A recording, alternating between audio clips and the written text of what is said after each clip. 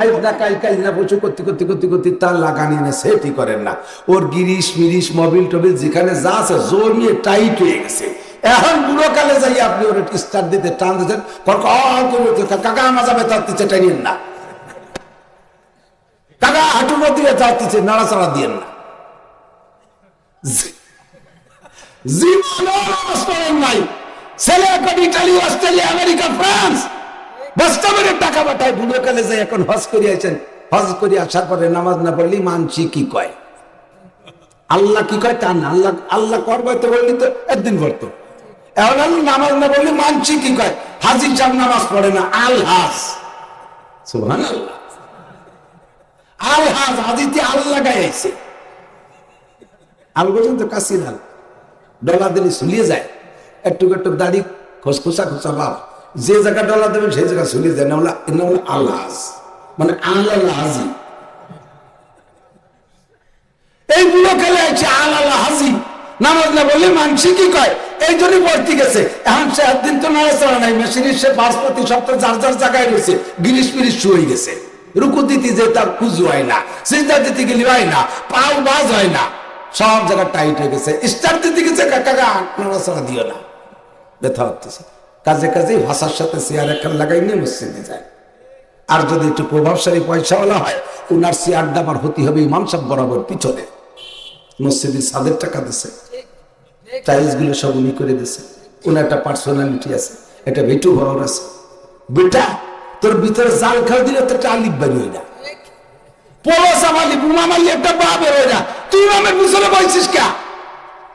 যদি ইমামের নামাজে অজু ছুটে যায়, তাহলে নিয়ম হলে বরাবর যে থাকে তারা ইমামের দাঁড়ায় দিয়ে ইমাম সব সরিয়ে যেতে হবে। তোরে যদি ওই জায়গায় দাঁড়ায় দিয়ে যায়, তাহলে কি হবে তোর উপর?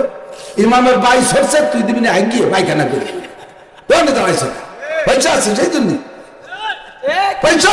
গোবিন্দপুর রাজের মাদারীপুরের উদ্যোগে আয়োজিত 2 দিন ব্যাপী চতুর্থ বার্ষিক ওয়াজ দোয়ার মাহফিলের প্রথম দিন 1 জানুয়ারি 2023 সাল। অধ্যক্ষার মাহফিলের সম্মানিত সভাপতি, আজকের মাহফিলের দাওয়াতি উলামায়ে কিরাম, এই অঞ্চলের অনেক অনেক উলামায়ে কিরাম, আইম্মায়ে মাসাজিদ, মাদ্রাসার আজিজ আমতোলাবা, প্রাণপ্রিয় দেশবাসী, পর্দার আড়ালে বসে থাকা মা ও বোনেরা, মাগরিবের পরের অত্যন্ত মূল্যবান সময় ওয়াজ করা শোনার সুন্নতি টাইমকে অনুসরণ করে আল্লাহ পাক আমাদের আসার বসার তৌফিক দিয়েছেন। এজন্য একটু শুকর আদায় করে নেই, আলহামদুলিল্লাহ।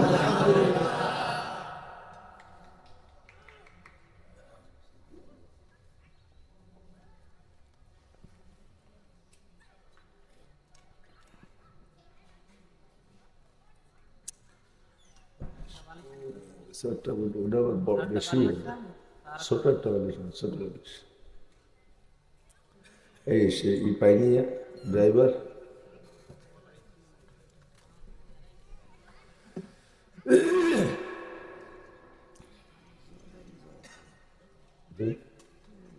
পয়সার জায়গা নিয়ে অসুবিধা, সেটিং প্রয়োজন আমরা বুঝি।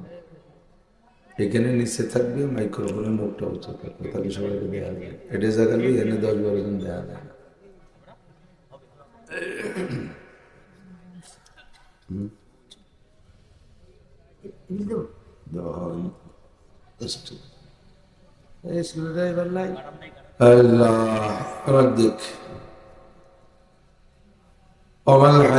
দুনিয়া ইল্লা কলিল ওয়া ইন্নাদ দারুল আখিরাতা লাহিয়াল হায়াওয়ান। দুনিয়া আল্লাহ পাক রব্বুল আলামিন আখিরাতের সামনে অল্প একটু সময় দিয়ে তৈরি করেছেন। দুনিয়ার নাম আরবিতে বলা হয় হাদেস। হাদেস বলা হয় যা ছিল না, আছে, থাকবে না, তাকে বলা হয় হাদেস। দুনিয়ায় যত মখলুক আছে সব হাদেস। এই মাদ্রাসা একসময় ছিল না, এখন তৈরি হয়েছে, একসময় থাকবে না। আমি আপনিও ছিলাম না। আল্লাহ পাক নিজেই বলেন, হাল আতা আলাল ইনসানি হিনুম মিনাদ দাহরি লাম ইয়াকুন শাইআম মাযকুরা।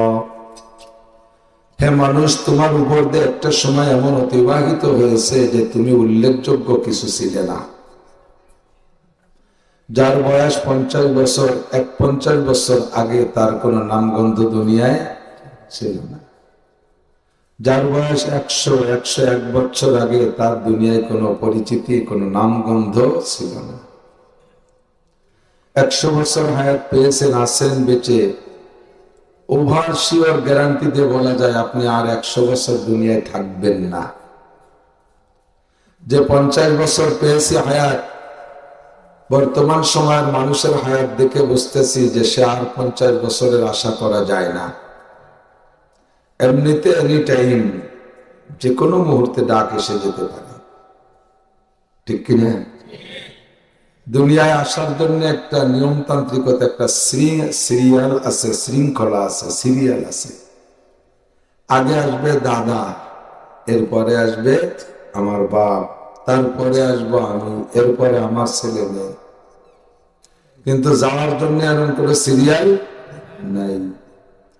যাওয়ার জন্য, দুনিয়া থেকে বিদায়ের জন্য এলোমেলো হতে পারে কি না? পারে না? পারে না মানে পারেই, এটাই নিয়ম। এই অনিয়মটাই নিয়ম। আসার জন্য সিরিয়াল, আসার সময় কোনো এলোমেলো বাঁধে না। এমন সমস্যা দেখা যায় না এই রাজৈর, মাদারীপুর, ফরিদপুর, গোপালগঞ্জ, শরীয়তপুর, রাজবাড়ী মিলে 5 জেলায় 1 জেলা, আগের পুরন জেলা। সারা বাংলাদেশ, সারা দুনিয়া কোথায় এমন কোন এলোমেলো নিউজ আমিও পাই নাই, আপনারা পাবেন না যে দাদা জন্ম নেছে পরে, নাতি হয়ে গেছে আগে। এরকম হয় নাকি? দাদা এক কাছে আটকে গেছিল, ওনার আসতে দেরি হয়েছে, উনি নাতির চেয়ে 2 বছর পরে জন্ম নিয়েছে। এ ঝামেলা শোনা যায় না, এটা নিয়ম না।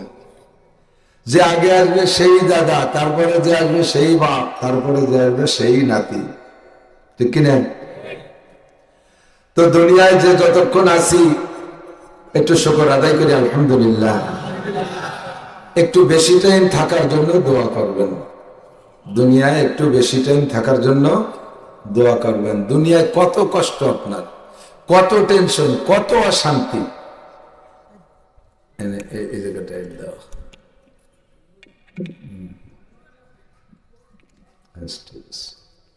এবার আমার একটু নিতে পারবো।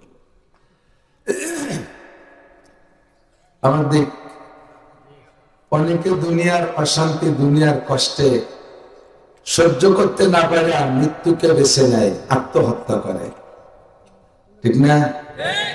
কোন কষ্টে 10 লাখ টাকার দিনা আছে, দেওয়ার কোনো পথ নেই, চতুর্দিক দিয়ে মামলা, যে কোনো সময় সে ধরে নিয়ে যায়, মান সম্মান হানি করে। এ সহ্য করতে না পারে আপনি গলায় রশি নিয়ে মরে গেলেন, পাওনাদাররা হতাশ, পাইল না কিছু। তা আপনি সাময়িকভাবে 10 লক্ষ টাকার দিনার থেকে বেঁচে গেলেন, এটা তো বুঝলেন যে আমাদের তো আর মরার পরে তার টাকা চলে দেওয়া হবে না, মানি মামলা তো হবে না। আর যারা বেঁচে আছে, ছেলে মেয়ে বউ আছে, ওরা জেল কাটুক না, ভাসি হইল, তাতে আমার কেন, তো বেঁচে গেলাম। আপনি বাঁচলেন না মরলেন, একটু হিসাব করেন। আমার দিক লক্ষ্য করতেছেন তো? 1 নম্বরে মান কাতালা নাফসান মুতাআম্মিদান ফাকাদ কাফার। আল্লাহ নবী বলেন, যে ব্যক্তি নিজেকে নিজে ইচ্ছাকৃত ভাবে হত্যা করে দিল, সে বেঈমান হয়ে গেল। আমাদের হানাফি মাযহাবের মাসআলা হলো, আত্মহত্যা করলে লোকটা কাফের হয়ে যায় না। হাবিতাত আমালুহু, তার আগের সব আমল বাতিল হয়ে যায়। শুধুমাত্র ঈমান আর কলেমাটা ভিতরে থাকার কারণে ওই লোকটা অবশেষে জান্নাতে যাবে, কিন্তু তার বিগত জীবনে যত আমল করেছিল একটা আমলও তার আমলনামায় থাকবে না। তার নামাজ বাতিল, তার রোজা বাতিল, তার হজ বাতিল, তার যাকাত বাতিল, তার তাবলীগ বাতিল, তার জিকির বাতিল, তার ফিকির বাতিল, তার মসজিদ বানানো বাতিল, মাদ্রাসা বাতিল, দান খয়রাত বাতিল। জীবনে যত নেকের কাজ করেছে একটা নেকিও তার আমলনামায় থাকবে না। বুঝতেছেন তো? দুনিয়ায় 10 লক্ষ টাকার টেনশন, এর চাপ সহ্য করতে না পেরে আপনি মৃত্যুকে বেছে নিয়ে করলেন কি? দুনিয়ায় বেঁচে থাকলে হয়তো ওই টাকার কাছে আপনাকে জেল খাটতে হতো 2-5 বছর, অথবা জায়গা জমি ভিটে বাড়ি যা আছে বিক্রি করে দিয়ে আপনার দিনা শোধ হইয়া অবশেষে আপনি দিন মজুর কিষান হইয়া পরের মাঠে কামলা কিষেন দিয়ে কামাই করে খাইতেন। এই তো ছিল আপনার কষ্ট। এই কষ্টটা সহ্য করতে না পারে আপনি করলেন কি? আত্মহত্যা করলেন। আত্মহত্যা করে আপনার জীবনে কত বড় ক্ষতি আপনি সাধন করেছেন জানেন না। 1 নম্বরে জীবনের সমস্ত আমল বাতিল। 2 নম্বরে যে সকল মানুষের কাছে আপনি দিনা আছেন, ওই দিনা কিন্তু আত্মহত্যার কারণে আল্লাহ পাক আপনাকে ক্ষমা করে দিবেন না। হাদিসে আছে সিরাতু বাইনা সিরাত ওয়াল জান্নাহ, তোমার আমলের দ্বারা বা তোমার অন্য কোনো কিছুর দ্বারা যদি আত্মহত্যা বাদেও যদি অন্য কোনো ভাবে তুমি মরে থাকো স্বাভাবিক ভাবে, দুনিয়ায় মানুষের কাছে যত দিনা থাকবা প্রত্যেক 100 পয়সায় 1 টাকা, ওই 100 পয়সার প্রত্যেক 2 পয়সার বিনিময়ে পাওনাদারকে 700 রাকাত করে নামাজ দেওয়া লাগবে। সুবহানাল্লাহ। আরে মিয়া সুবহানাল্লাহ কয় কি? এত বড় ক্ষতি হয়ে যাবে সেটা সুবহানাল্লাহ বলে। কয় রিকাত নামাজ পড়া আছে যে 700 রিকাত আপনি 2 পয়সায় দেবেন?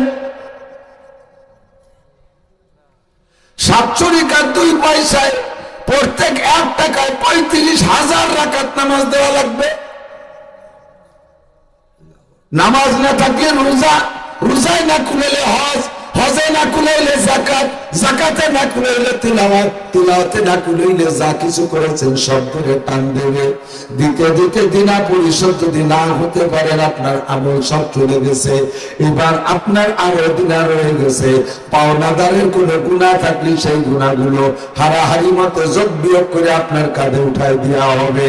আপনি যত নেকি নিয়ে কবরে যান না কেন, হুকুকুল ইবাদ মখলুকের হক আপনি নষ্ট করে যাওয়ার কারণে, এই দিনাদায়ী খুই মরার কারণে আপনাকে সমস্ত আমল পাওনাদারকে দিয়ে শূন্য হাতে আপনাকে জাহান্নামে যেতে হবে। একদিকে সব আমল আত্মহত্যার কারণে শেষ করলেন, মহিলারা আত্মহত্যা বেছে নেয় বেশি। স্বামীর নির্যাতন, শ্বশুরের জ্বালাতন, শাশুড়ির নির্যাতন, বাড়ির সবার নির্যাতন সহ্য করতে না পাইরা এরপরে গলায় ফাঁসি নিয়ে মরে, বিষ খেয়ে মরে, ঘুমের মুড়ি খেয়ে ঘুমায় যায়, গুল খেয়ে মরে, তুতে খেয়ে মরে।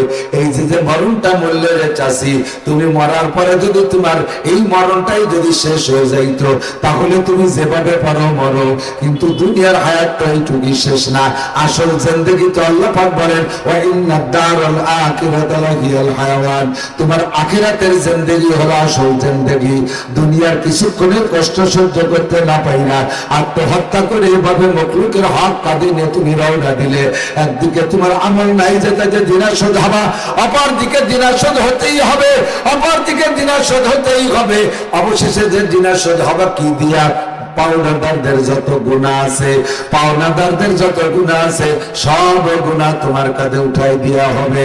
ইমাম নিয়ে মরছো, মরার সময় গলা ফাঁসি নেওয়ার সময় লা ইলাহা ইল্লাল্লাহ পড়তে পড়তে মরছো, বিষ খাওয়ার সময় লাস্ট ফিনিশিং তুমি লা ইলাহা ইল্লাল্লাহ পড়েছো, তোমাকে ইমানদার বলে ধরা হবে। এই ইমানের বদৌলতে জান্নাতে যাবা, কিন্তু আমল না থাকার কারণে আর অন্য মানুষের পাওনাদারদের গুনাহ তোমার কাঁধে চড়ার কারণে কোটি কোটি কোটি কোটি হাজার হাজার কোটি বছর জাহান্নামে পোড়ার পরে তুমি লাস্টে তোমার ইমানের বদৌলতে জান্নাতে যাবা। কাজেই বন্ধুরে, দুনিয়ার কষ্ট যতই হোক না কেন আত্মহত্যা আর মৃত্যুকেও কামনা করার দরকার নাই। একই সাথে 2 জন মানুষ, চাচতো ভাইয়ের আপনি জন্ম নিয়েছেন একই দিনে, একই দিনে একই টাইমে জন্ম হওয়ার কারণে ধীরে ধীরে যখন বড় হয়েছেন 2 চাচাতো ভাইয়ের ভিতরে খুব বন্ধুত্বতা। মুরব্বীরা জানায় দিয়েছে তোরা 2 জনই বেলা 12টার সময় জন্ম নিছিলি। 1 তারিখে 2023 সালের 1 জানুয়ারি ভালো দিন, 1 জানুয়ারি নববর্ষের শুভেচ্ছা জানাইছে। দিনটারে আনছি খুব স্মরণীয় বরণীয় দিন। এই মহব্বতে 2 ভাই একসাথে গলায় গলায় চলে। চাচতো 2 ভাই বড় হয়েছেন 2 ভাই, এরপরে 2 জনের বয়সী হয়ে গেছে 50। 15 বছর বয়স থেকে দুইজন রীতিমতো নামাজ কালাম পড়েন, কোনো তাই কম নাই। তবলিগেও যায় দুই শাস্ত্র ভাই একসাথে, চরমোনায় যায় দুই শাস্ত্র ভাই একসাথে, মসজিদেও নামাজ পড়ে একসাথে, স্কুলে লেখাপড়া করছে একসাথে। একটা ঘনিষ্ঠ বন্ধুত্ব, তার 50 বছর বয়স। দুইজনের ইমান আর আমলকে মাপলে কম্পিউটার দিয়ে আল্লাহর কুদরতি হিসাবে একেবারে সমান সমান হয়ে গেছে, দুইজন বেশ কম নাই। ইতিমধ্যে একজন 50 বছর বয়সে মারা গেল, 50 বছর বয়সে মারা গেল। ও 15 বছর বয়সে সাবালক হয়েছিল। 50 বছর বয়স পর্যন্ত নামাজ পড়ছে 35 বছর, আর আরেকজন বেঁচে রয়েছে আরো 30 বছর। ওই লোকটা হায়াত পাইছে 80 বছর। যে লোকটা 50 বছরে মারা গেল, ওর 35 বছরের নামাজ আর নেকি। আর যেই লোকটা 80 বছর বেঁচে থাকলো, ও পাইল 65 বছরের নামাজ আর নেকি। যার ইনকাম যত বেশি হবে, কিয়ামতের ময়দানে তার প্রতিদান পুরস্কারও বেশি হবে। কতক্ষণ ঠিক কি ঠিক না? فمن ثقلت موازينه فأولئك هم المفلحون فمن ثقلت موازينه فأولئك هم المفلحون وأما من خفت موازينه فأمه هاوية وأما من ثقلت موازينه فهو في عيشة راضية। নেকির পাল্লা যার যত নেকি দিয়ে বাড়ি হবে, তার জান্নাতের ভিতরে পদমর্যাদা তত বেশি হবে, জান্নাতের নাজ নিয়ামত তত বেশি পাইবেন। কাজেই যতদিন দুনিয়ায় বেঁচে থাকা যায়, ইমানদারদের জন্য এটাই হলো নিয়ামত। ইমানদারদের জন্য লম্বা হায়াত রহমত আর নিয়ামত। কতক্ষণ? কাফের, মুশরিক, হিন্দু, বুদ্ধ, খ্রিস্টানদের লম্বা হায়াত তাদের জন্য গজব। দুঃখের বিষয়, মুসলমান নিয়ামত কম পায়, অল্প হায়াত পায় মুসলমান। জানেন না, হিন্দুরা বুড়ো হতে হতে বসিয়ে গেছে, পুজো হইয়ে তে মাথা হয়ে গেছে, হাঁটুয়ে গাড়ির দেখতে উঠিয়ে নিয়ে থাকে, 3 জন বসে রয়েছে, এরপরেও মরে না। 5-6 বার তুলসী তলা দিচ্ছে, তাও মরে না। আর মুসলমান 40, 50, 60, 70 হইতে হইতেই পড়ে যায়। সমস্যা নাই, আল্লাহ পাক আমার আপনার এই অল্প হায়াতের মধ্যে বরকত দিয়েছে। আল্লাহ নবী বলেন, আল আমালু কালিল ওয়াল আজরু কাসীর। তোমাদের হায়াত কম, আমার নবী নিজেই হায়াত কমের মানুষ। নবী মাত্র 63 বছর বয়সে চলে গেছে। আমার নবী 63 বছর বয়সে যা ইনকাম করেছে, আদম আলাইহিস সালাম 1000 বছর নবুয়তি করে তা ইনকাম করে যেতে পারে না। নূহ আলাইহিস সালাম 1000 বছর নবুয়তি করে তা ইনকাম করে যেতে পারে নাই। ইব্রাহিম আলাইহিস সালামও পারে নাই, মুসা ঈসা আলাইহিস সালাম পারে নাই। কতক্ষণ ঠিক ঠিক না? আমার নবীর অল্প হায়াতের মধ্যে যেমন বরকত, নবী কায়মের উম্মতের অল্প হায়াতের মধ্যে বরকত। বনি ইসরাইলের একটা লোক লাগাতার, বনি ইসরাইল মানে মুসা নবীর উম্মত, লাগাতার একটা না। আপনারা রমজান মাসে সবে কদরের ফজিলতে যখন বয়ান শোনেন, মসজিদে ইমাম সাহেবরা বলে থাকে, সব তফসিরের ভিতরে গল্পটা আসছে। ওই লোকটা একটা না লাগাতার 80 বছরের ভিতরে রাত্রে বিছানায় পিঠ দেয় নাই, সারা রাত 80 বছরের মধ্যে ঘুমাই নাই। আর্জেন্টিনা ব্রাজিলের খেলা দেখছে, ভাবে কি বোঝা যায়? সারা রাত ইবাদত করছে, 80 বছর রাত্রে ঘুমাই নাই, সারা রাত ইবাদত বন্দেগী করেছে 80 বছর। তাহলে ইবাদত কত, নেকি কত? এরপরে রাত ভরে সজাগ থেকে ইবাদত কইরা সকালবেলা আবার তীর তরবারি নিয়ে এই একটা না বেঁধে যায় প্রত্যেক দিন নতুন নতুন ঝামেলা। কাফেরের মোকাবেলায় লড়াই করছে সকাল থেকে সন্ধ্যা 80 বছর। এতে নেকি হয়েছে কি হয় নাই? মোটা নেকি। বন্ধুরে জায়গায় বসে সুবহানাল্লাহ টিপা বড় সহজ, ময়দানে যে কাফেরের মোকাবেলায় তীর তরবারি দিয়ে যুদ্ধ করা বড় কঠিন, ঠিক না? জিহাদের ডাক দিলে জায়গা সবাই লাভ দিয়ে পড়বেন, কিন্তু আসলে লাগে গেলে সে সময় কয়, আমার একটু হাঁটু ব্যথা হচ্ছে যে আমি কাল যাবা না, আমার ছোট মোটো ছেলে মেয়ে তুই আমি কিভাবে যাই? সবে মাত্র 3 দিন আগে বিয়ে করছি বিশ্ব সুন্দরী প্রিয়াঙ্কা চোপড়া। এত সুন্দরী বউটি আমি কিভাবে যাই? আমার ধান পাকছে না কাটি আমি যুদ্ধে কিভাবে যাই? মৌলবীরা ডাক দাও উমন্ত পাও না, টের পাও না। তোমরা তো পরের মাঠে বেগুন দেখাও, টিফিনকারি পাঠাও, 10 চালা ভরিয়ে দেয়, জায়গায় বসে গাদাইয়ে খাইয়ে তোমরা জেহাদের ডাক দিতে তোমরা টের পাও না। আমাদের গুটাদের 4-5টা যা পাট জাগ হইছে, অবাস্তি হবে, ধান কাটতে হবে, মলন বলতে হবে, আমাকে অনেক ঝামেলা আছে। অথচ হজের মাঠে যদি উৎসাহিত করি কেডা কেডা যাবেন যুদ্ধে, একেবারে হাত উঠে দিয়ে 4 হাত পাউ সরিয়ে ফেলাবে এক সাইডে। এ জায়গা ঠিক সহজ, এ জায়গা সহজ। একটা না 80 বছর কাফেরের মোকাবেলায় লড়াই করা কঠিন কাজ, কথা না? আপনাদের এই এলাকারই সন্তান বেঁচে আছে না মারা গেছে আমি জানি না, আফগানি মুজাহিদ, তার কাছ থেকে আমি শুনেছি, রাতের পর রাত আমি শুনেছি। আমি রাজের মাদ্রাসায় পড়াইছি 1 বছর। তখন আফগানিস্তানের মুজাহিদদের নিয়ে বাংলাদেশের সরকারের এত মাথা কামড়ানি ছিল না। আব্দুর রউফ ভাই, আল্লাহ তাকে জান্নাতুল ফেরদাউসের আলা মাকাম বদরি সৈনিকদের সাথে নসিব করুক। উনি বলেন, ভাই যুদ্ধের ময়দানে রাশিয়ান সৈন্যদের মোকাবেলায় লড়াই করতে গিয়েছি, এদিক থেকে তো যাওয়ার সময় প্রচুর আগ্রহ, এই ঘুষ মারবো, গুলি করবো, এটা করবো, ওটা করবো। ময়দানে যখন গিয়েছি, মাথার উপর দিয়ে যখন রাশিয়ান হেলিকপ্টার ধমধম করে বোমা মারতে মারতে যায়, তখন আর জিহ্বায় পানি থাকে না।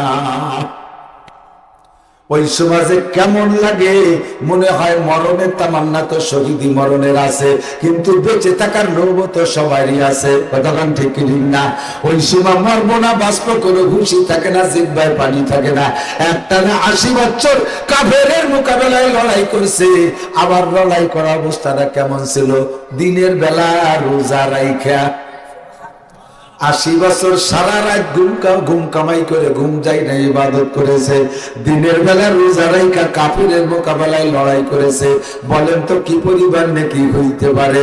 সাহাবায়ে কেরাম শুনে কয়, ওগো আল্লাহর নবী, আমরা আপনার উম্মত, আপনি নিজেই বলেছেন হায়াতে উম্মতিকা বাইনা 60 ওয়া 70, আপনার উম্মতের হায়াতি হবে 60 থেকে 70 এর মাঝামাঝি। 80 বছরই তো হায়াত পাবো না, তো নাকি কিভাবে ইনকাম করব? অথচ কয়েকদিন আগে আপনি বললেন তাদখুলুনাল জান্নাতা মাই, তোমরা আমার সাথে জান্নাতুল ফেরদাউসে যাবা। একটু কান্না সুবহানাল্লাহ। তোমরা আমার সাথে জান্নাতুল ফেরদাউসে যাবা। যুবক আমার দিক তাকাও, এমনিতে তুমি আমেরিকা যাবা, আমেরিকার টিকিট পেয়েছে, এমনিতে আমেরিকার ভিসা, তুমি আমেরিকাতে যাবা, মনে বড় আনন্দ, অনেক সাধনা করে টিকিট কিনে পাইছি, আমেরিকান ভিসা পেয়ে গেছি, ফ্লাইট সব কমপ্লিট ওকে।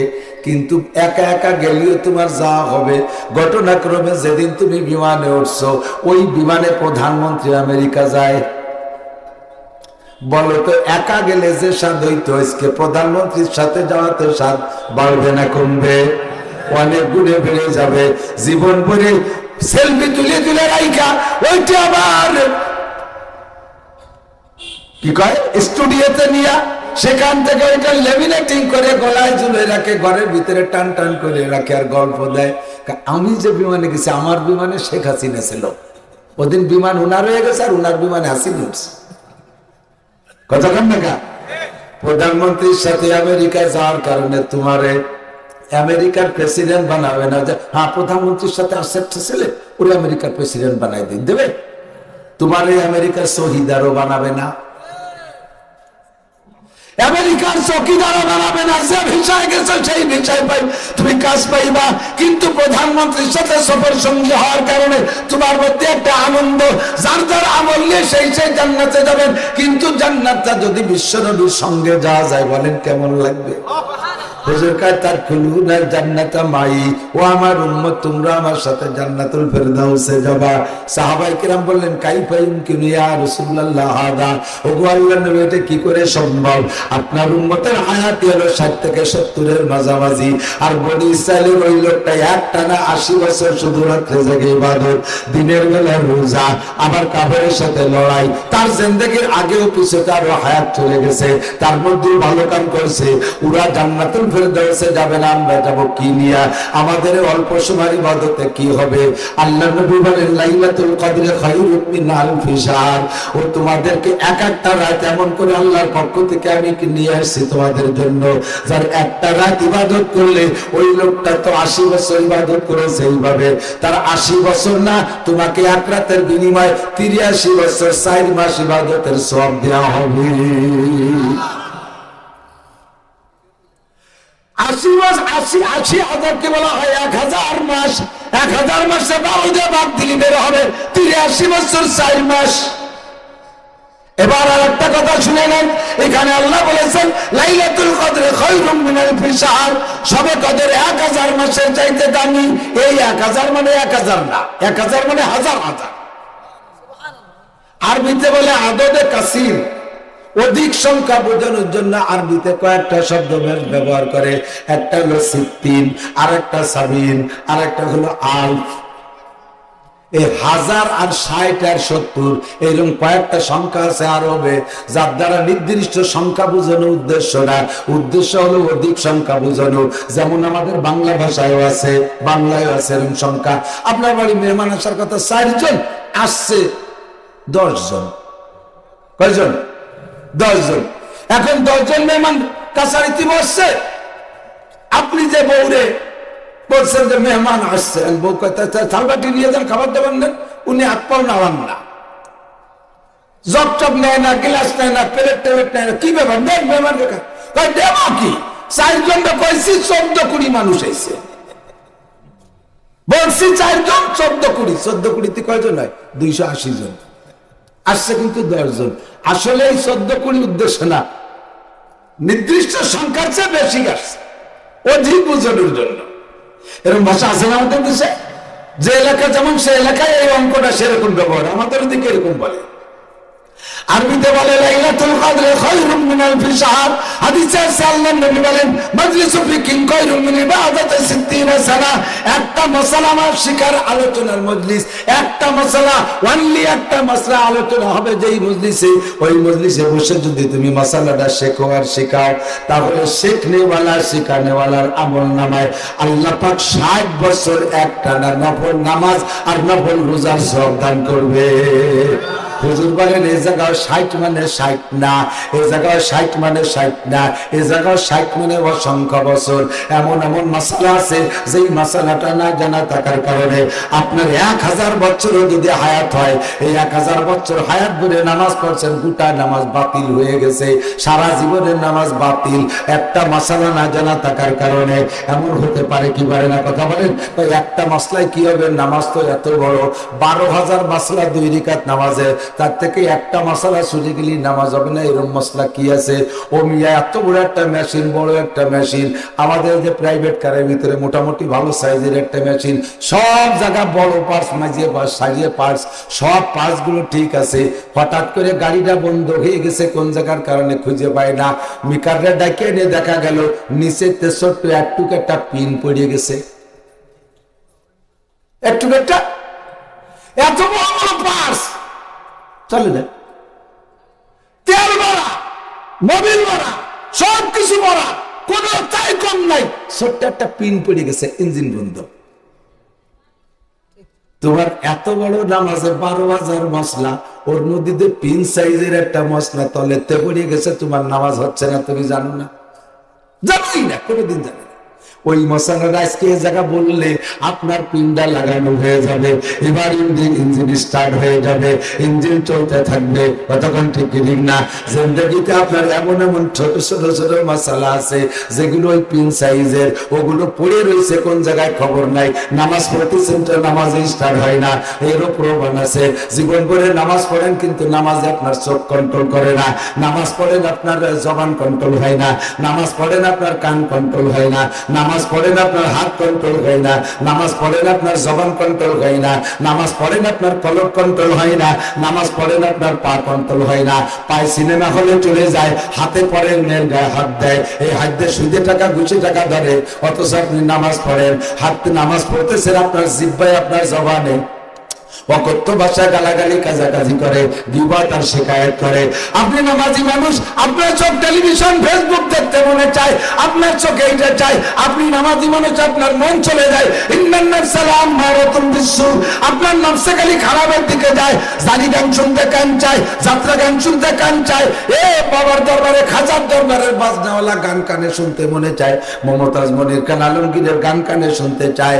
দোস্ত রে, দুনিয়ার গান বাজনা কানে শুনতে চায়। অথচ আপনি নামাজি মানুষ, আপনার নামাজ স্টার্ট হচ্ছে না, জায়গা মতো সেট হচ্ছে না, কারণ আপনার নামাজের থেকে ছোট্ট একটা পিন পড়ে রয়েছে কোন জায়গাতে আপনি জানেন না।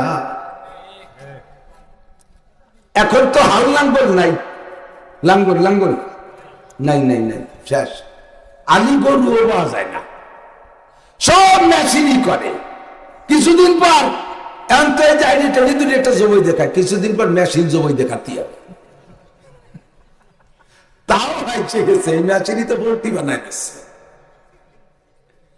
হাল লাঙ্গল চাচ্ছেন, কৃষক বাবার একটু সাক্ষী দেন। হাল চষতে একটা লাঙ্গল, লাঙ্গলের ভিতরে মূল একটা, তার সামনে একটা ফাল, পিছনে তো গুটি, তার মাঝখান থেকে ইস, মনে আছে নাকি এগুলো? আমি কিন্তু হাল চষছি বলে পরিবেশ আমি জানি। গরুর কাঁধে দেয় জোয়াল, জোয়ালের দুই পাশে দুটো থাকতো খিল, তার মধ্যে গরু আটকায় রাখে, ঠিক না? এবার লাঙ্গলের ইসের ইস যখন লাঙ্গলের ভিতরে এসে ঢুকছে যে জায়গা, পিছন দিয়ে ছোট্ট একটা খুঁটো দিত, মনে আছে নাকি? ওর নাম ইস্তা। কি কয়? ইস্তা, মনে আছে? 6 হাত লম্বা ইস আছে, 3.5 হাত লাঙ্গল আছে, এত বড় ভাল আছে, 6 হাত লম্বা, 5 হাত লম্বা জোয়াল আছে, একেবারে 2 লাখ টাকা দামে 2 গরু আছে, কিন্তু নিচে ওই লাঙ্গলের পিছনে যে ইস্তেটুক দেয় সেই ইস্তেটুক নাই। আল চষা যাবে? যাবে না, হাল চষা মোটেই যাবে না।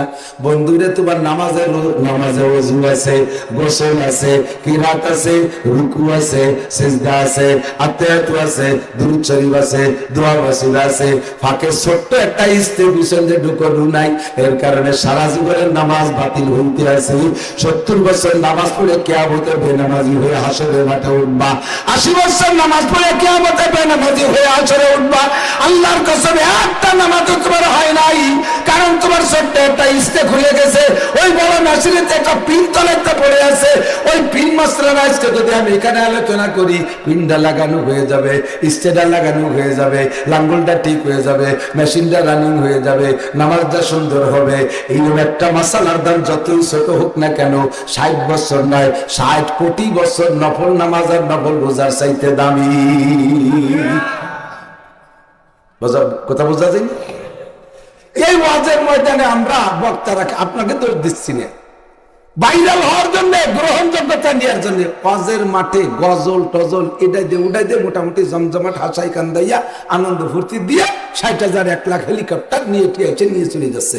উম্মতরে কি দিয়ে গেল? একটা মশলা শিখে গেল না, একটা মশলা শিখে গেল না। আপনাদের এদিক চেয়ারে নামাজ পড়ে না? চেয়ারম্যান আছে মসজিদে, বহুত চেয়ারম্যান।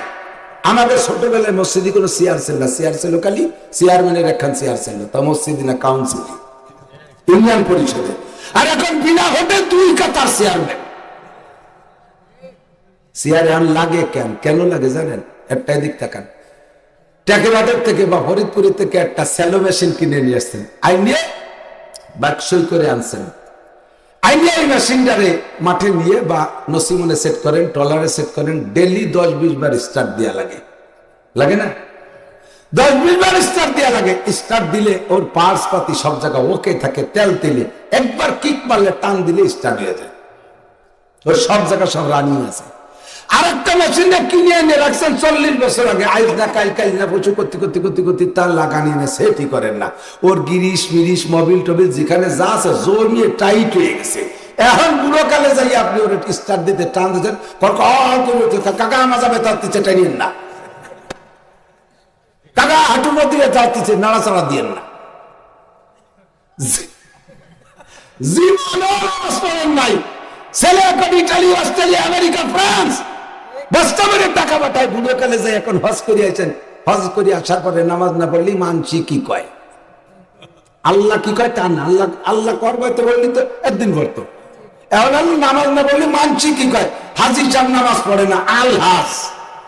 সুবহানাল্লাহ, আল হাজ, হাজিতে আল লাগাই আইছে।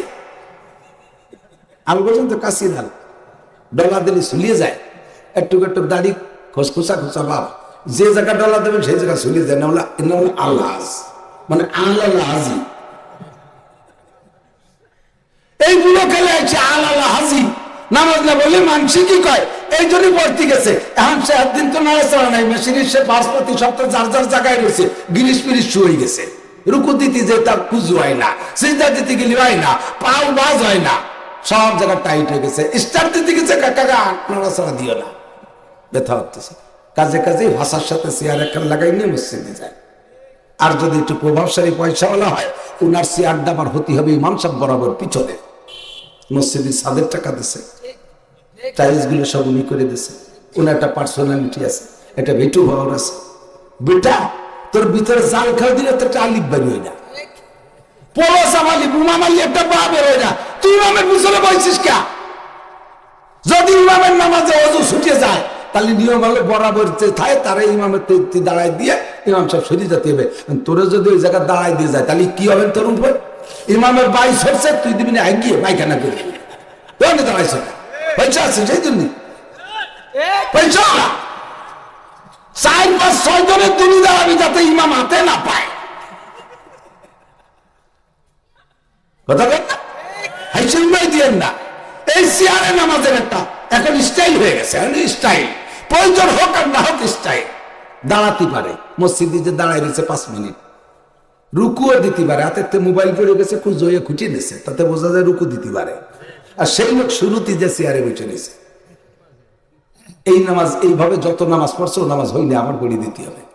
আর না ভাষার সামলা সুরি বেলা দিয়ে বাড়িয়ে ফিটি মোটা সালাদ বাঁধে শস্য তেল মায় যাই বাড়ি কারে কয়, এ নামাজ হই নেই। এই যে মশালা শিখে দিছি না, তাহলে সিস্টেম কি? চেয়ার পিছনে রেখে দাঁড়াতে পারেন, দাঁড়াবেন। ফরজ নামাজ দাঁড়ায় পড়া ফরজ, একটা মাসালা, ফরজ নামাজ দাঁড়ায় পড়া ফরজ। আপনার দাঁড়ানোর শক্তি আছে। একটু আগে দিয়ে দেখলাম যে ব্রাজিলের খেলা দেখতেছেন টেলিভিশনের সামনে, আধা ঘন্টা দাঁড়াইয়া, তাহলে আপনি দাঁড়াতে পারেন নাকি? ডাকছে তো দাঁড়াতে পারেন। ওই সময় কুজো হইয়ে কতটা উঠলেন, তাতে বোঝা যায় আপনি রুকুও দিতে পারেন। অতএব চেয়ার পিছনে রেখে আপনি দাঁড়াবেন, রুকু দেবেন, সামিয়াল্লাহকে উঠবেন, কিন্তু রুকুর পরে সামিয়াল্লাহকে নিচে যাওয়ার সময় চেয়ারের নিচে আর যেতে পারেন না। সত্যি আসলে পায়ে ব্যথা, রানি টাইট হয়ে যাচ্ছে, এখানে ব্যথা ওখানে ব্যথা, পারেন না। আল্লাহ এখন থেকে তোমার চেয়ার, এর আগে যদি চেয়ার ব্যবহার করো নামাজ হবে না। নামাজ এই মশলাটা জানার দরকার আছে না? আছে না? আত্তাহিয়াতুতে বসেন, আর একটা ইম্পর্টেন্ট, ভেরি ভেরি ইম্পর্টেন্ট, যেটার ভিতরে আমিও মাঝে মাঝে সমস্যায় পড়ে যাই। আত্তাহিয়াতুতে 4 রাকাত বা 3 রাকাত হলে নামাজের প্রথম 2 রাকাত পড়ে বসতে হবে। মারা মনে রাখো, আমরা কি কব, মসজিদের ইমাম সাহেবের ঘাড়ে পুরো 500,000 মানুষের নামাজের দায়িত্ব। তাহলে কি পরিমাণ সতর্কতার সাথে দাঁড়ানো লাগছে। যদি ইমামের নামাজ না হয়, তাহলে পুরো মসজিদের কেন নামাজই নেই। একটা ওয়াক্ত ধরে গ্যাপ, কিয়ামতের ময়দানে ওই মুসল্লিদেরকে ডেকে বলবে, তোদের এই ফজরের নামাজ তো দেখতেছি না খাতায়। কাল্লা পড়ছি তো নামাজ। আমি বলছি যে মাঝে কাকা সাক্ষী, মাঝে কাকা তুই জানিস? বলে হ্যাঁ, আমিও তো বলছি যে সে মাঝে কাকার খাতায় নাই। এই জন্য কে নামাজ খাতায় লেখা নেই, যে যারা চাকরি মানে সে সাক্ষী নিতে নামাজ নাই। কাল্লা ইমাম সাহেবের কাছে শুনে দেয়, ইমাম সাহেব জানে তো, দেখে সেই ইমামেরও নাই। বলছে ইমামই তো খালি হাত, তোকে কার কেটে সাক্ষী দেবে? এখন ইমামের খালি হাত কেন? ফেরেশতাদের কাছে জিজ্ঞেস করবে যে ইমাম বলবে যে আল্লাহ আমি তো নামাজ পড়ছি, মুসল্লিরা আল্লাহ উনি পড়াইছে, আমরা সাক্ষী, এই তোমার ফেরেশতারা ভুল লাগছে। এখন ফেরেশতারা করে লোটক বাটুস্কু, চুপ থাকবি, কথা কবি না। আমাদের নাম হলো কেরামান কাতিবিন, সম্মানিত লেখক। লেখার মধ্যে যদি 2 নম্বরই করতাম, তাহলে কেরামান শব্দ আমাদের সম্পর্কে ব্যবহার হতো। কেরামান মানে সম্মানী, কাতিবিন মানে লেখক।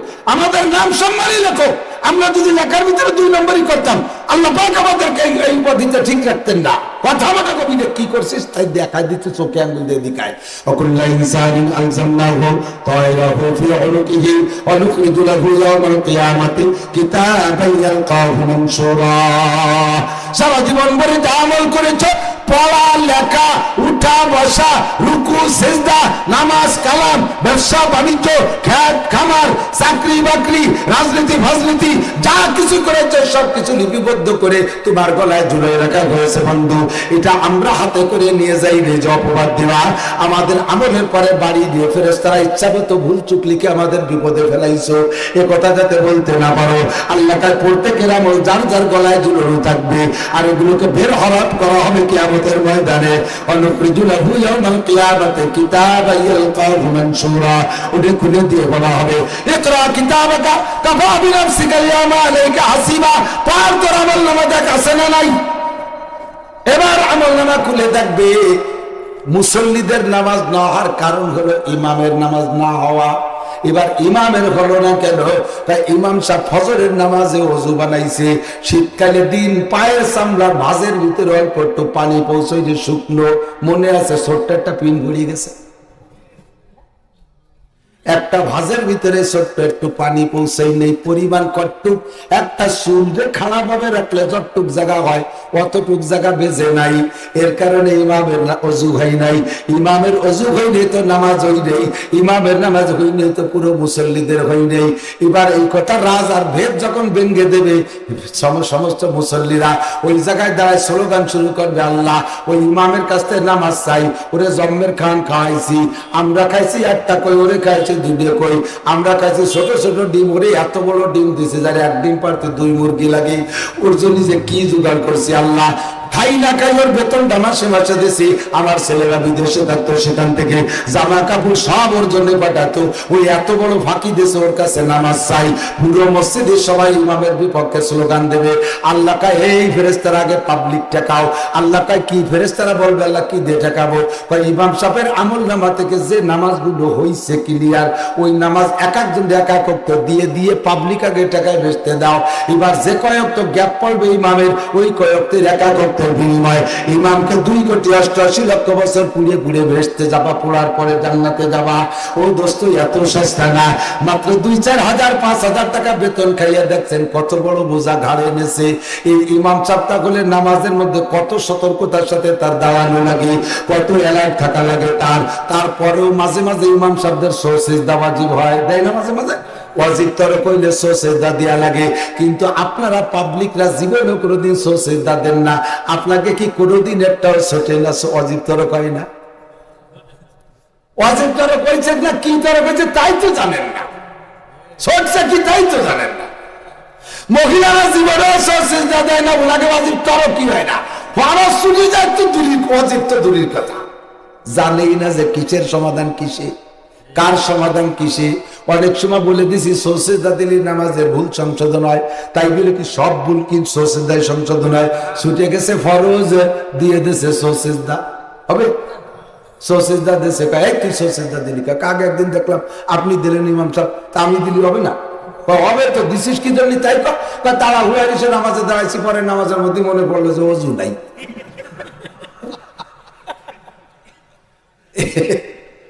এই কি সিজদার সামনে?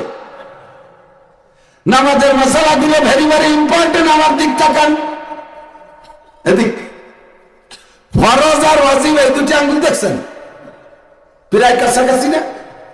অন্য আঙ্গুলগুলো এই দুটোর চাইতে একটু খাটো, এই দুটো প্রায় কাছাকাছি, সামান্য পার্থক্য। প্রত্যেকের আঙ্গুলের মধ্যে দেখেন মাঝেরটা ফরজ, পাশেরটা হলো ওয়াজিব। এইটা ছুটে গেলে ভুলেও যদি ছুটে যায় ফরজ, তাহলে নামাজ হবেই না, হবেই না তো হবেই না।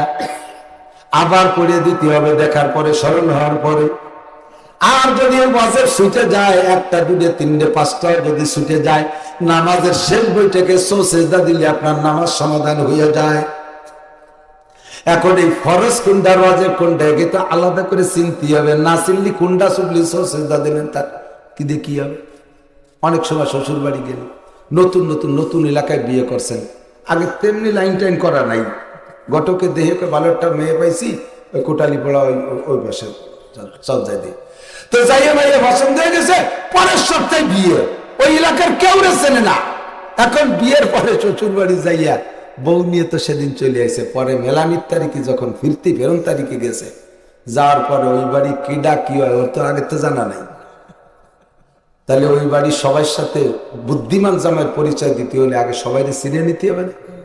ও তা দাঁত ধারে নাই, ওর একটা আইডিয়া যে 12, 13, 15, 16, 18 বছরের যারা এরা আমার শালা, ছেলে হলি আর মাইয়েরা শালি, আর এর উপরে একটু আদা পাকা আদা কাঁচা এগুলো আমার চাচা শ্বশুর, ওর একটা হিসেব আছে আর কি, সেই হিসেবে।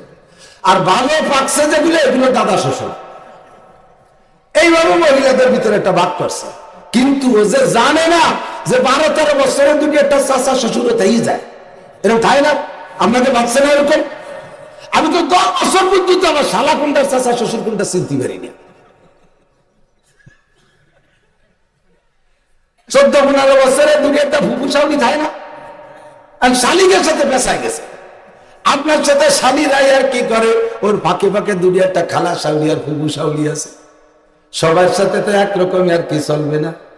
দাও আমার সেন শালিগুলো দূরে চলে গেছে, ফুপু শাউলির উন্না হাতে ধরে কেড়ে নিয়ে এসে, ফুপু শাউলির উন্না হাতে ফেঁসা গেছে, কেড়ে নিয়ে আসছেন। মানসি কি কবে, এই খালেক মোল্লা জামাই আস্ত একটা আবার কিছু জানে না, দামলা মোটা দামলা খালা শাউলির উন্না কেড়ে নিয়ে গেছে। আসলে তো মনে হচ্ছে যে এটা বুঝি শালি 15 বছর বয়স, কিন্তু 15 বছরে তাও যে খালা চাউলি ফুপু চাউলি হতে পারে, এটা তো তার আগে পড়তে হবে ওই বাড়ি যাইয়া। চাউলিরা বলবেন মা এই মহিলারা কি আমার কি আমার পড়ায় দেন, নইলে আর কি জায়গা মতো হবে না। শ্বশুররা বলবে চলেন আব্বা ঘুরে আসি মহল্লায়, এই পাড়ায় কে আমার কি হয় আমার একটু ক্লাস করে দেন, পড়াই দেন, আমার ফরজ কোনটা ওয়াজিব কোনটা সুন্নাত কোনটা নফল কোনটা চিনাই দেন, তারপরে আমি আর কিতে নামবো। এই শিখার পরে যদি আর কিতে নামে তাহলে আর কি জায়গা মতো পড়বে। কতক্ষণ ঠিক না? বুদ্ধিমান জামার পরিচয় হবে। এজন্য আল্লাহ পাক বলেন, নবী পাক বলেন তালাবুল ইলমে ফারিদাতুন আলা কুল্লি মুসলিম, দ্বীনি ইলম শিক্ষা করে এনি ম্যান এভরিবডি, মুসলমানের জন্য নরনারীর জন্য ফরজ। আগে ইলম শেখো তারপরে ময়দানে নামো, তাহলে তোমার আর কিটা জায়গা মতো পড়বে। নামাজ জানে শিখলে না যাই, সবাই কইছে বুড়ো কালে নামাজ না পড়লে কেমন দেখায়, তাই তুমি পড়তে গেছো কিন্তু নামাজ জানো না, ফরজ কোনটা ওয়াজিব কোনটা চেনো না। ছুটে গেছে ওযু দিয়ে দিলে তুমি সিজদা, আবার ছুটে গেছে কি বলা হয় সুন্নাত, তাও তুমি দিছো সিজদা। সুন্নাত ছুটে গেলে সিজদা দিলেও নামাজ বাতিল, আমলে কাসির করেছেন, অতিরঞ্জিত করেছেন। আবার ফরজ ছুটে গেছে সিজদা দিয়েছেন, তাতেও নামাজের সমাধান হবে না। দোস্তরে এই মাসালাগুলো আমার আপনার জানা দরকার আছে না নাই? এবার তাহলে ওয়াজিব হলো 14টা একটা একটা করে শিখবেন। এখন বলে দিলে মনে থাকবে না। সূরা ফাতিহা পড়া ওয়াজিব, নামাজের মধ্যে সূরা মিলানো ওয়াজিব, আত্তাহিয়াতু পড়া ওয়াজিব, আত্তাহিয়াতু পড়া ওয়াজিব, প্রথম বইটা পড়া ওয়াজিব, কথা বলেন, ইমামের অনুসরণ করা ওয়াজিব। এইরকম 14টা ওয়াজিব আছে। এই 14টা ওয়াজিবের একটা দুইটা পাঁচটাও যদি ভুলে ছুটে যায় তাহলে শেষে যে সিজদা দিলি সারবে। সিজদা আবার কারে কয়? শেষ বইটাকে আত্তাহিয়াতু পর্যন্ত পড়া, ডাইন পাশে একটা সালাম ফিরে না, আবার পর দুটো সিজদা দিয়ে উঠা, আবার আত্তাহিয়াতু থেকে নিয়ে শেষ পর্যন্ত দোয়া মাসুরা পর্যন্ত পড়া, সালাম ফিরাইলে অজিব তরকের ক্ষতিপূরণ হইয়া যাইবে। এর এক একটা মাসালার দাম 60 বছর নয়, 1000 বছর নয়, লক্ষ লক্ষ বছর হায়াত পাইলেও তার মধ্যে সারা জীবন ভরে নফল ইবাদত করলে যে নাকি তার চাইতে একটা মাসালার দাম বেশি। মাহফিল গুলো যদি হইতো আরিফ বিন হাবিব সাহেবের মাহফিল, হযরত মাওলানা আরিফ বিন হাবিব রেদে বাংলাদেশের সব মাহফিল গুলো করানো দরকার। আমাদেরকে মাহফিলের মাঠ থেকে বিদায় দেওয়া দরকার। আমাদের খালি শান বান বাং বাপ ভঙ্গি আর ভঙ্গি কোরা, আমরা কোনো কিছু জানি না, শুধু গগুজা বিলতে হেঁটে চলে যাই। আপনারা ডাকবেন মাওলানা আরিফ বিন হাবিবকে, আল্লাহ তাআলা তার যে ইলমের খাজানা দিয়েছে, প্রত্যেকটা মাসালার সাথে এক একটা করে, একটা দুইটা পাঁচটা করে কুরআন হাদিসের তাজা দলিল দেয়। আমরা তো মনে করতাম ওয়াজের জন্য কোরআন শরীফের মধ্যে কয়েকটা আয়াত আর হাদিসের মধ্যে কয়েকটা হাদিস বুঝি ওয়াজের জন্য, আর গুলো নবী প্রয়োজন সাপেক্ষে বলে গেছেন, আর দরকার হবে না। আর ইবনে হাবিবের বয়ান শুনলে মনে হয় যেন এখনই এগুলো প্রয়োজনে নাজিল হইতে আছে, এক একটা করে নাজিল হয়েছে প্রয়োজন সাপেক্ষে। আল্লাহ তাআলা তারে যে কত ইলম দিয়েছে, আমি দোয়া করি যেন উম্মতের শ্রেষ্ঠ আলেম হিসেবে আল্লাহ তারে কবুল করে নেয়। এই এই ওখানে কথা কয় কেন? বুঝিস যে ওয়াজ হচ্ছে,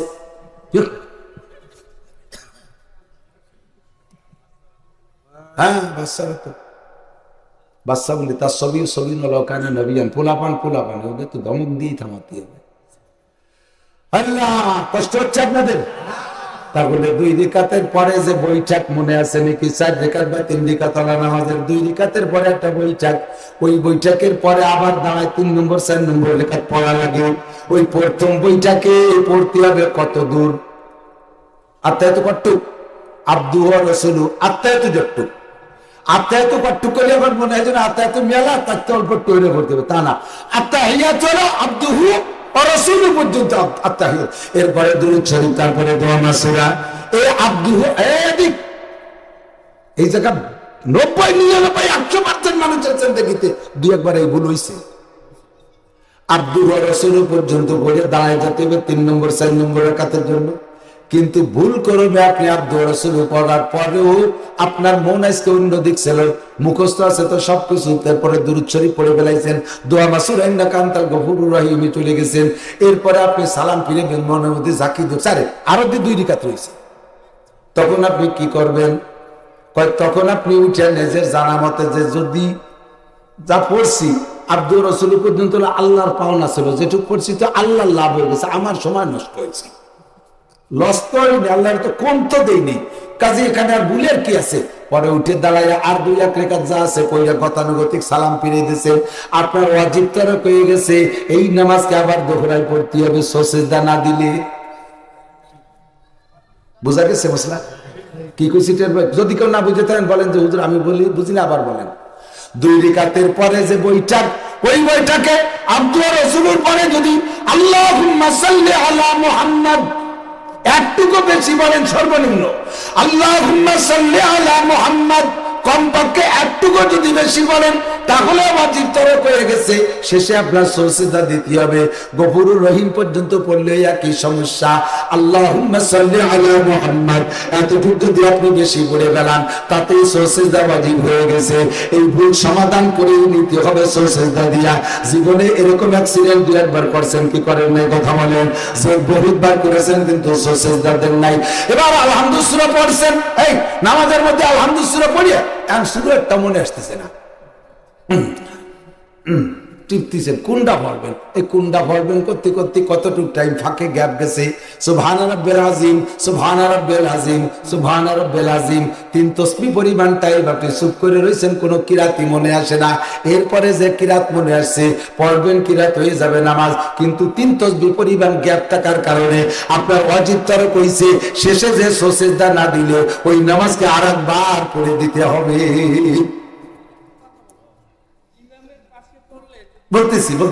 বলতেছি পানি আনে দো, उसके बाद कपड़ा उतरा ना सतर्क हो जाएगा।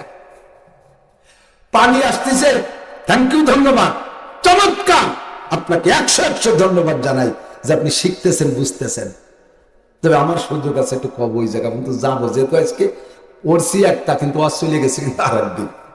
আমি এই কথা বহুবার বলি, অনেকে আছে আমাদের এইগুলো খেপায় যে কওমি হুজুররা খুতবার প্রতি বড় একটা সৌজন্যমূলক করে দিয়ে দেয়, পাস করে আর ওইটা তো পারি না পারি ভয় করে কবানি।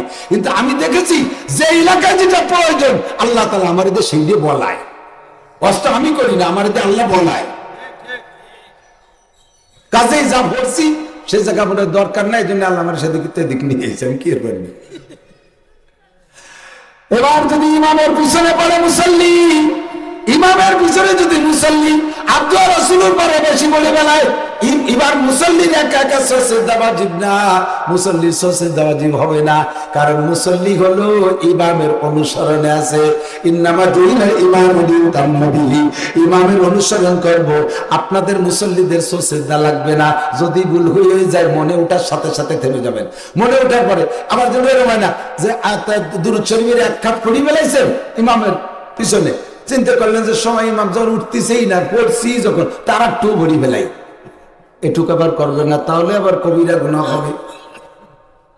যেটুক পড়ছেন, যে জায়গা যে মনে পড়ছে ওই জায়গা তাকিয়ে যাবেন, ঠিক আছে তো? আর একটা মশলা বলি, ইমাম সাহেবদেরকে এদিক শোনেন।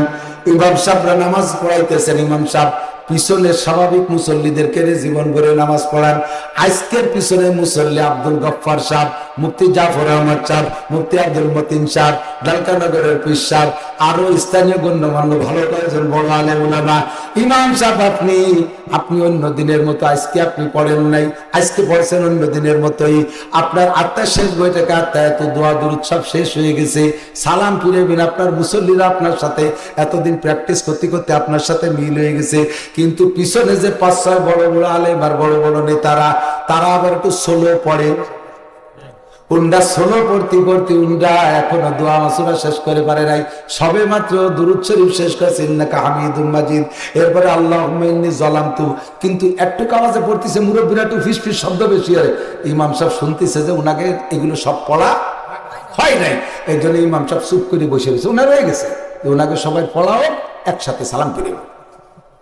এই বলে যদি মুসল্লিদের জন্য আপনি সুযোগ দিয়া 3 তাসবিহ পরিমাণ সর্বনিম্ন চুপ করে থাকেন, 3 তাসবিহ মানে সুবহান রাব্বিল আযীম, সুবহান রাব্বিল আযীম, সুবহান রাব্বিল আযীম, এতে যতটুক সময় লাগে আপনি যদি মুসল্লিদের দোয়া দুরূদ শেষ করার অপেক্ষায় অতটুক টাইম এমনি এমনি চুপ করে থাকেন, তারপরও তাতে আপনার ওয়াজিব তরক হয়ে গেছে।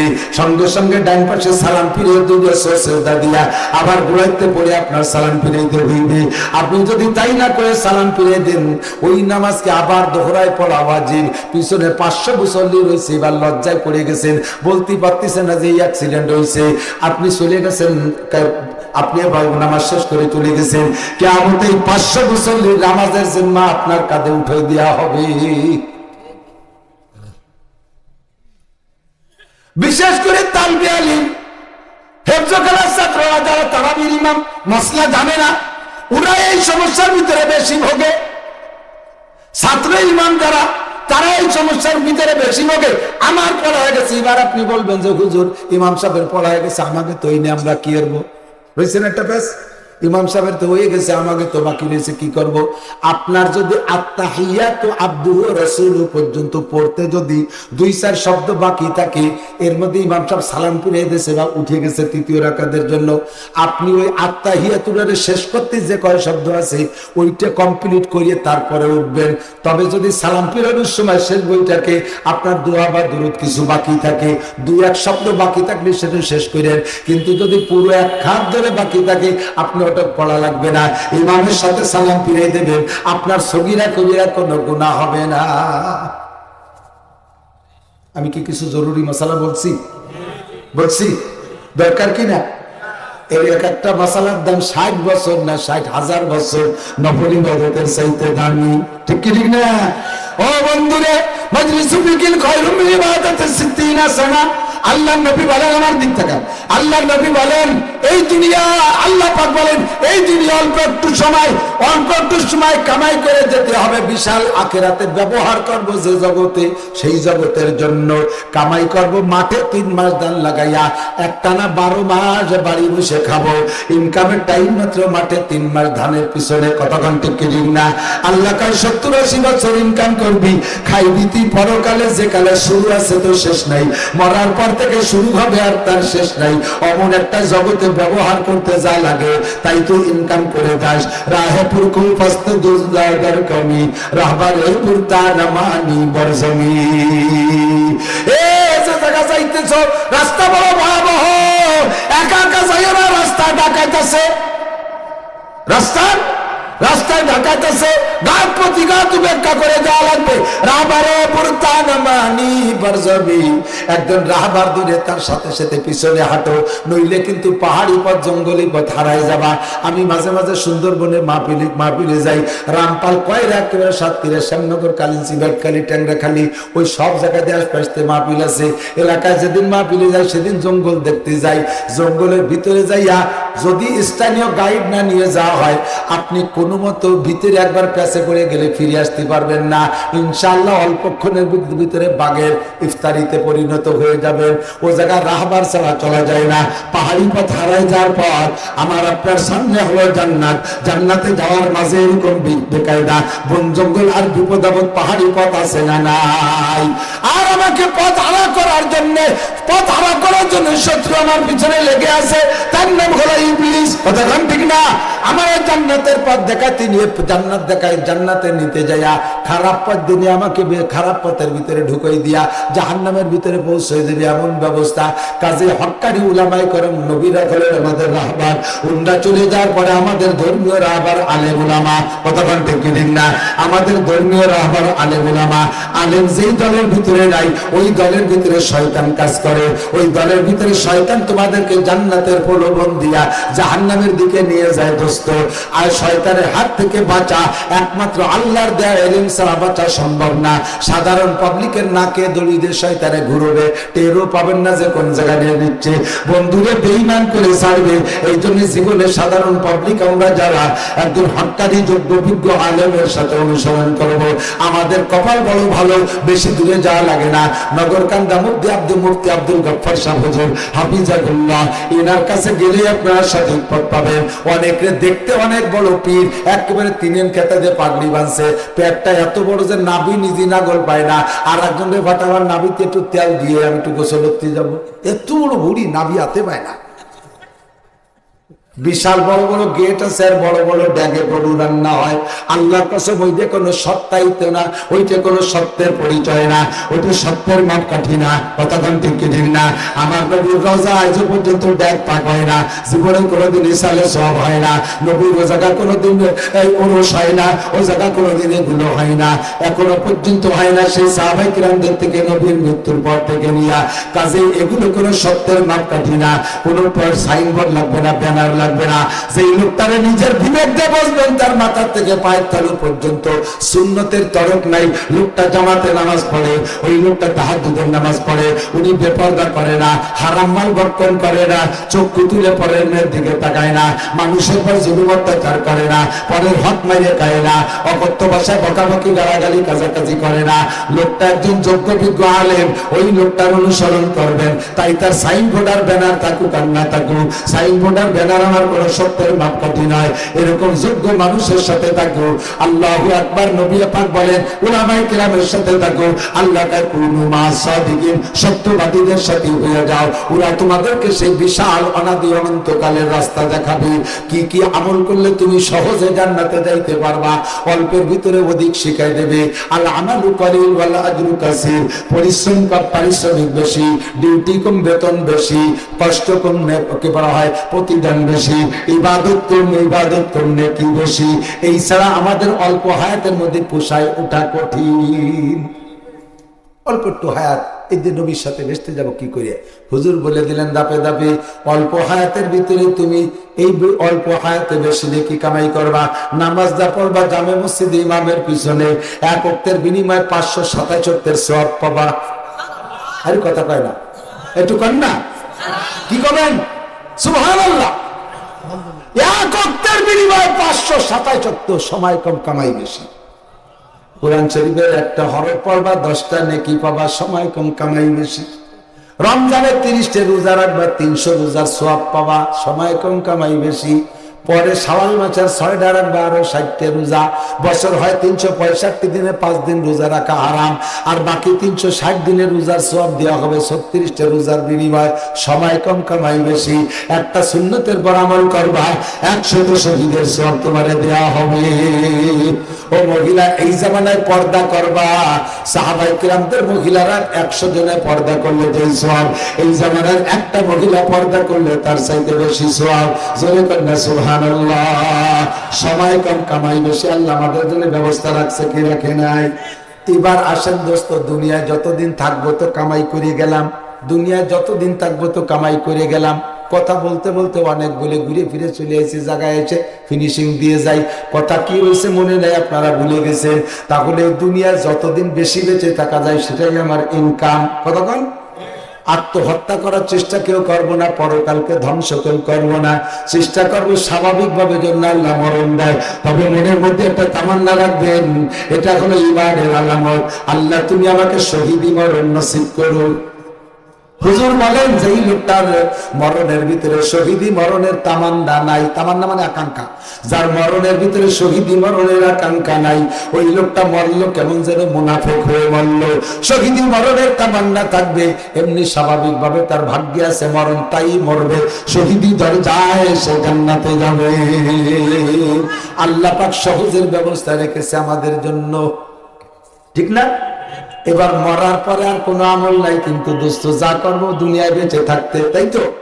নামাজ পড়বো বেঁচে থাকতে, রোজা রাখবো বেঁচে থাকতে, দান করবো বেঁচে থাকতে, খয়রাত করবো বেঁচে থাকতে, তিলাওয়াত করবো বেঁচে থাকতে।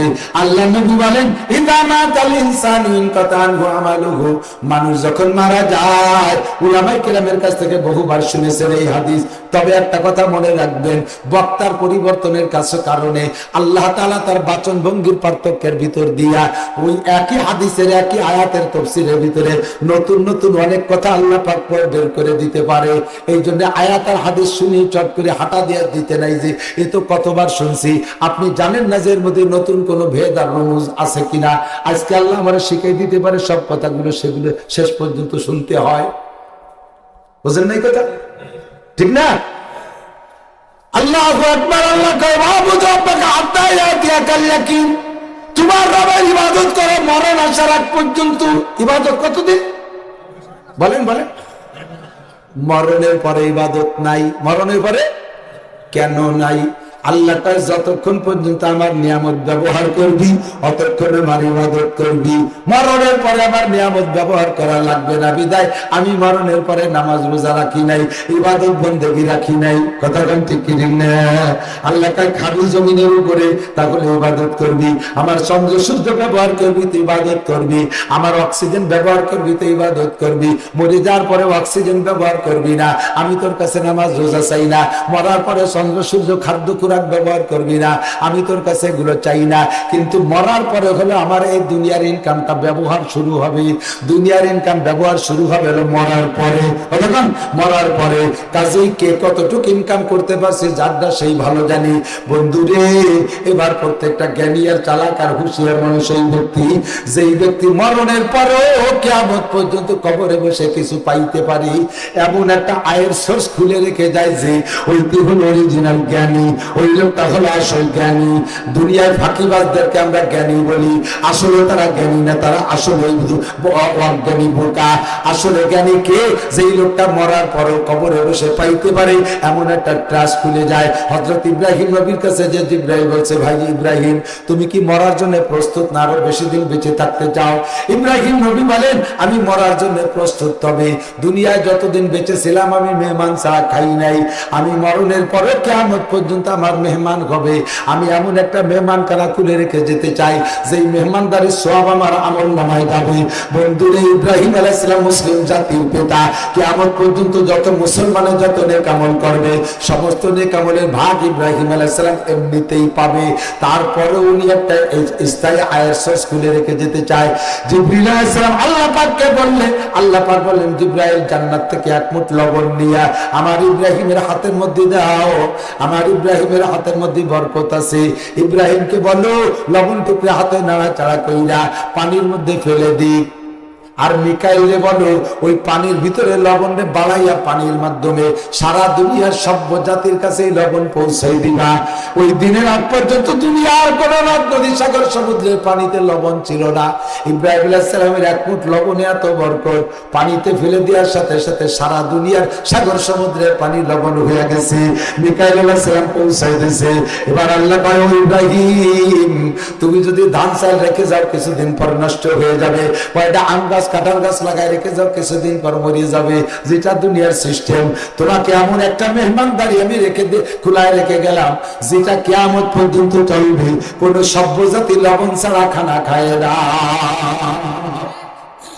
বিশ্বের যে জায়গা থেকে যে এই লোকটা পানি থেকে লবণ বের করে খাইবে, ওই লোকটা ইব্রাহিম আলাইহিস সালামের মেহমান। আর মেহমানদারির নেকি ইব্রাহিম আলাইহিস সালাম কবরে বসে পাবে। ও বন্ধু, মুসলিম জাতির পিতা যদি একটা মেহমানখানা খুলে রেখে যান, স্থায়ী আয়ের সোর্স খুলে রেখে যান, তাহলে আমারও আপনার করার দরকার আছে না নাই?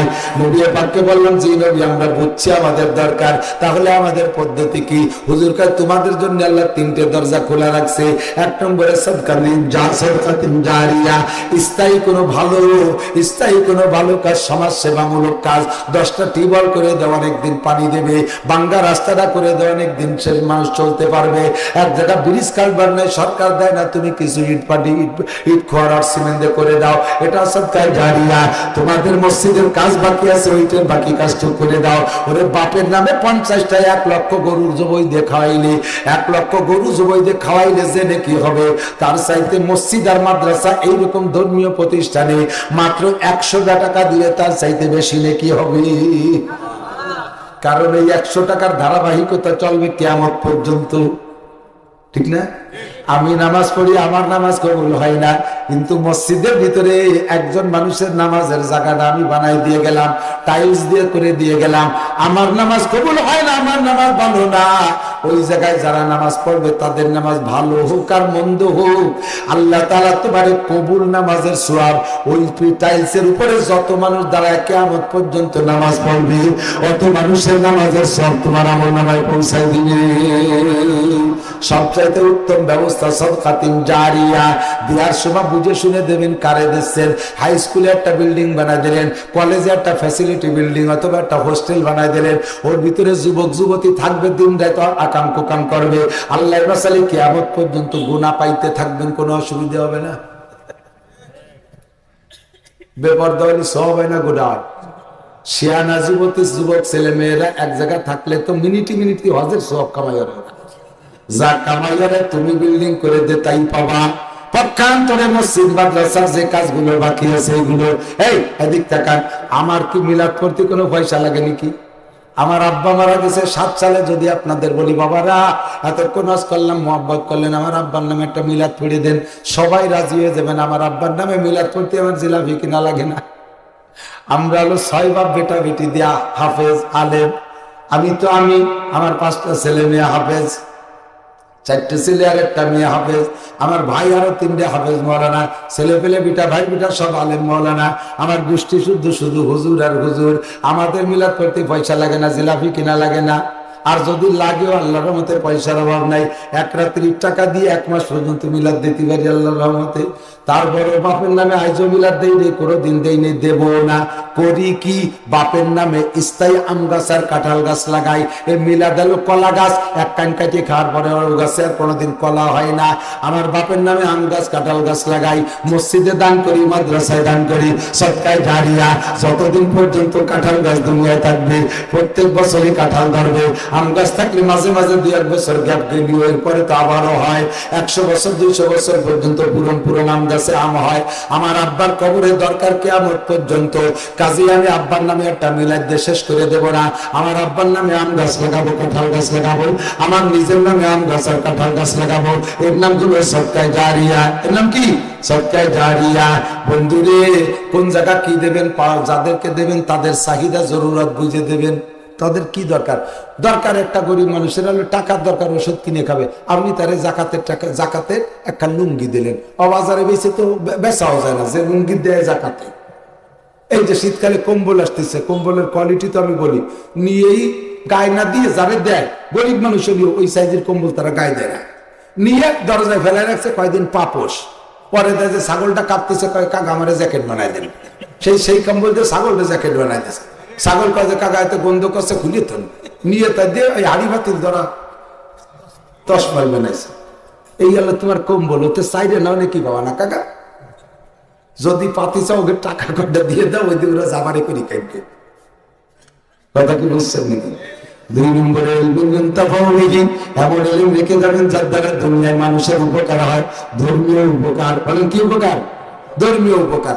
এই যে আমাকে বয়াতিরা কত এলেম থুয়ে গেছে, মুসলিম বয়াতি, কিবরিয়া বয়াতি, জারি গান, যাত্রা গান, করসা গান, এগুলোতে এলেম। হ্যাঁ, এই এলেমে ওই কয়টার পাশার চামড়া থাকতেছে না, বাড়ির ঠেলা। এই এলেম না, যে এলেমে মানুষের ঈমান ইয়াকিন তৈরি করে, ইসলাম শিক্ষা দেয়, ইসলামী এলেম, ইলমে শরীআত, বলেন ইলমে শরীআত। কুরআনের এলেম রেখে যান, 10টা ছেলের আলেম বানাতে যান। আলহামদুলিল্লাহ, আমি মাওলানা নাসির যত ইনকাম করব এর একটা ভাগ পাবে আমার আব্বা মা, আমার একটা ভাগ পাবে আমার চাচা হযরত মাওলানা আব্দুল ওয়াহাব সাহেব রাহমাতুল্লাহ। উনি আলেম বিদে আমরা আলেম হয়েছি। এবার উনি আলেম কেন? উনি সদস্য হুজুর আলেম, সেই সূত্রে উনারে আলেম বানাইছে আমার দাদা। এবার সদস্য হুজুর রহমতুল্লাহ আলাইহির পরের থেকে আমরা যারা এই সিলসিলায় সবার নাকি সদস্য পর্যন্ত যাবে। এবার সদস্যের উস্তাদ পাবে, তার মাথায় লাস্টে যে মুহাম্মদ রাসূলুল্লাহ সাল্লাল্লাহু আলাইহি ওয়াসাল্লাম সবাই ভাগ পাবে। এর মেলেম পাল্লে রেখে যান। হুজুর আমার তো আর সময় নাই, তো কি করি? আপনি এই মাদ্রাসার 2টা ছেলের দায়িত্ব নেন। আপনার ছেলে ইটালি থাকে, অস্ট্রেলিয়া থাকে, ফ্রান্স থাকে, কত ঝুঁকি নিয়ে কত কষ্ট করে গেছে আর যাওয়ার জন্য প্রস্তুতি নিয়েছে। ওখানে যে ইনকাম করবে, তারা টাকা পাঠাচ্ছে মাসে 1.5-2 লাখ টাকা করে। আপনি 2টা ছেলের দায়িত্ব নেন যে মাসে 3-6 হাজার টাকা লাগে, আমি দেবো ইনশাআল্লাহ।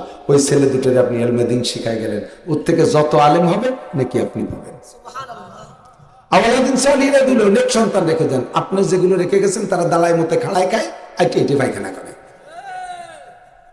মদ খায়, গাঁজা খায়, এবার খায়। আপনার জানাজা দিল, আপনার ছেলে বাগানে দাঁড়ায় সিগারেট খাবে, ও জানাজা পড়বে না। তাহলে আপনি কি রেখে গেলেন? কাজেই আপনি এই মাদ্রাসার 2টো ছেলের দায়িত্ব নিয়ে ওকে আলেম বানায় যান। ওরা আপনার জন্য নেক সন্তানের কাজ করবে, ওরা জিয়ারত করবে, ওর থেকে যত আলেম হবে তত চলতে থাকবে। কথা কি বোঝা গেছে? এখন মরে তো যাবোই, চলে যাব, কি ইনকাম করলাম? কিছুই তো পারলাম না।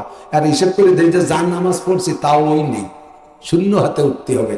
কাজেই 10টা মানুষটা নামাজি বানাই দিয়ে যায়, 10টা মানুষের নামাজের ব্যবস্থা করে দিয়ে যায়। ওরা পড়বে আর আমি সেই নাকি পাবো। এই দিয়ে হলিও বাঁচতে পারবে, এ দিয়ে হলিও বাঁচতে পারবে। 10টা ছেলের আলেম বানাই দিয়ে যান। আল্লাহ পাক সবাইকে তৌফিক দান করে, বলেন আমিন। আমি কালেকশন পারি না, সিস্টেম জানি না, কালেকশন কি তাও জানি না। আবার মুরব্বী কইলে যে মাদ্রাসার জন্য একটু কইয়েন, কি প্রয়োজন তাও আমার কানে দেই না, আমি জানিও না। তা আমরা মন থেকে মহব্বত করিয়া এই দিনই প্রতিষ্ঠান আরো বড় বিল্ডিং হবে, ঘর হবে, ছাত্র বেশি হবে। যাদের ছেলে পেলে বেটা ভাই বিরাদার বিদেশে আছে, দেশের ভিতরে ভালো ভালো ব্যবসা করেন মহব্বতের সাথে, আপনার নিজ যোগ্যতায়, আপনার আব্বা আমার রুহের মাগফিরাত সদকায়ে জারিয়া হিসেবে ভালো একটা কিছু আপনি নিজ যোগ্যতায় বলতে পারেন, আমি এই মাদ্রাসায় 50,000 টাকা দেবো ইনশাআল্লাহ। আসেন বেড়া বান্দা মহব্বতের সাথে বলবেন, আপনার আব্বা মা কবরে চলে গেছে, তারা নাকি পাবে।